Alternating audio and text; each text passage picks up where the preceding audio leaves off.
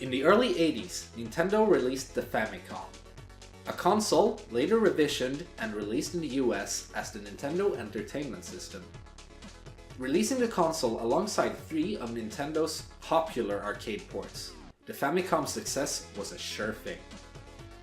Around the same time, a young game designer called Shigeru Miyamoto had recently created a couple of successful titles, such as Donkey Kong and the original Mario Bros. Nintendo saw potential in young Shigeru Miyamoto and let him start development on projects to be released on their brand new video game console, the Famicom. Miyamoto started development on 2 very different projects, working side by side on them.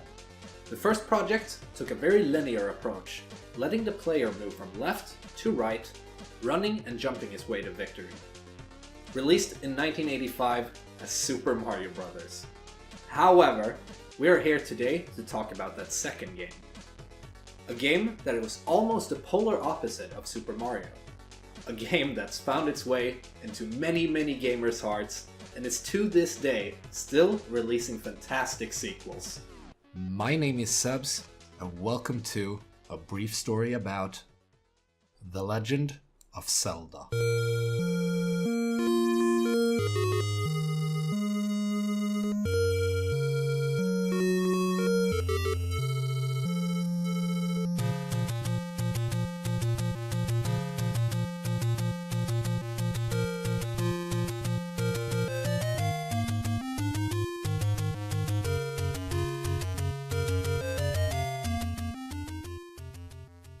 Our story begins at the start of a war.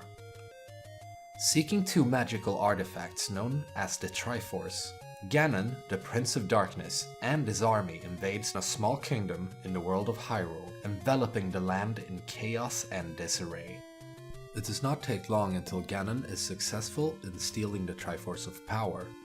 So in a desperate attempt, Zelda, the princess of the land, splits the Triforce of Wisdom into 8 pieces and hides them in secret dungeons spread out over the kingdom. Sadly, the princess is captured shortly thereafter, but not before sending her handmaiden, Impa, into the world to find a hero courageous enough to save the kingdom. Unfortunately, not long after Impa starts her search, she is ambushed by Ganon's forces. Everything looks bleak, and Impa prepares for the henchmen to deliver the final strike. But suddenly, out of nowhere, a young boy named Link appears.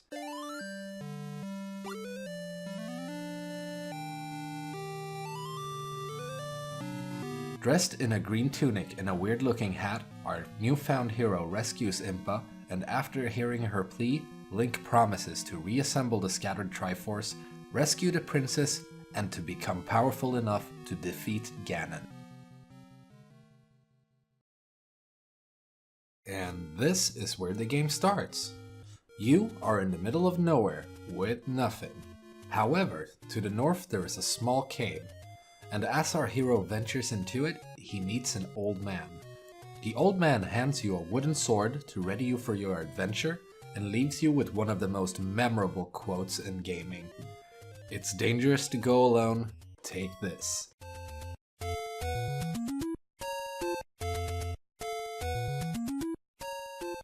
Developed by the now legendary Nintendo R&D 4.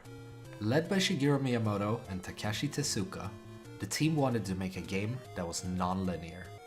They created an overworld and several dungeons, and then proceeded to fill them with monsters, secrets, and treasures, but with little guidance on what to do or where to go next, forcing gamers to communicate and share their ideas to find the various secrets hidden in the world.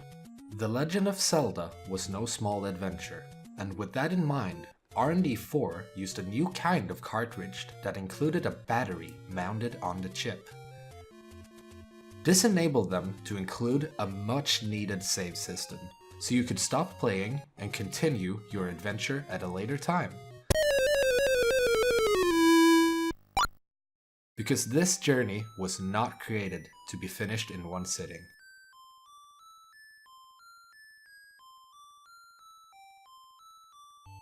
While creating The Legend of Zelda, Miyamoto drew a lot of inspiration from his childhood.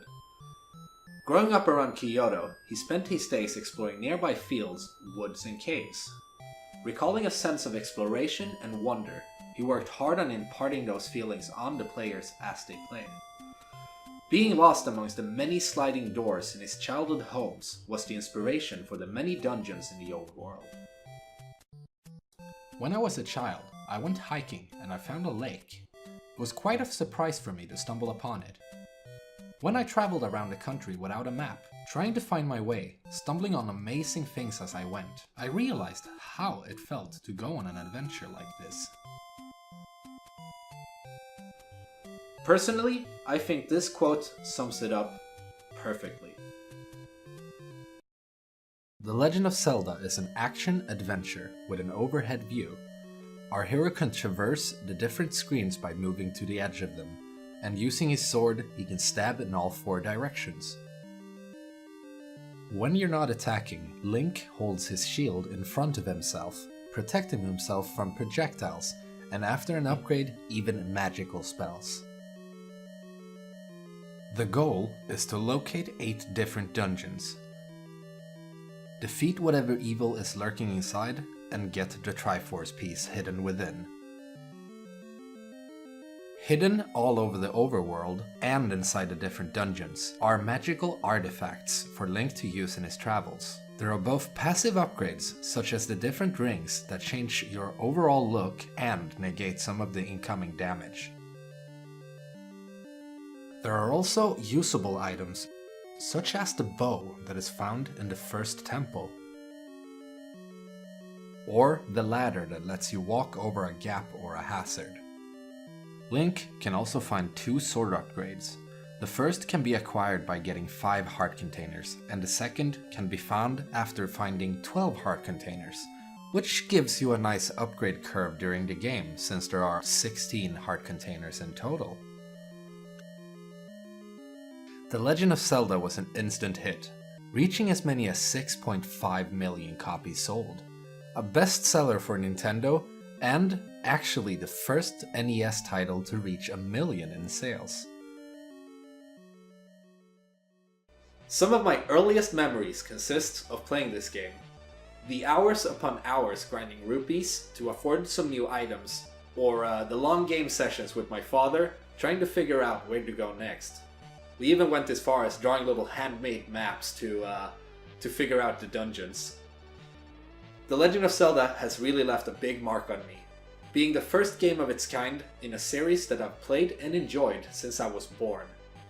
It's been 30 years since its release, and I say let's celebrate the 30th anniversary by saving the princess yet again.